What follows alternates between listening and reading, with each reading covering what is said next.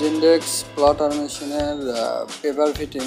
Paper আসলে দুই ওয়েতে ফিটিং করা হয়, সেটিং করা যায়। ফার্স্টে এর আগে যে ভিডিওগুলো দেওয়া হয়েছে ওটাতে একরকম সেটিং আর এটাতে আর এক রকম সেটিং, দুই সিস্টেমে পেপার ফিটিং করা যায়। এই সিস্টেমটাই আমি এখানে দেখাচ্ছি কীভাবে পেপার ফিটিং করতে হয়। এটা হচ্ছে রোলটা উল্টা করে, আগে যেটা দেখাচ্ছিলাম ওটা যে প্রসেস, এই প্রসেসটা একটু আলাদা, বাট দুইভাবেই ফিটিং হয়। অনেকের দেখা যাচ্ছে যে হালকা একটু পেপারে বায়াস দেখায় এক সাইডে, যার কারণে তারা এভাবে পেপার ফিটিং করেও দেখতে পারেন। এভাবে পেপার ফিটিং করতে হলে শুধু আপনাকে এই যে সুইচগুলো হচ্ছে একটু চেঞ্জ করে দিতে হবে। আগে যেমন রোল যেটাতে লাগানো থাকতো সেটার সুইচ হচ্ছে নিচের দিকে দেওয়া থাকতো,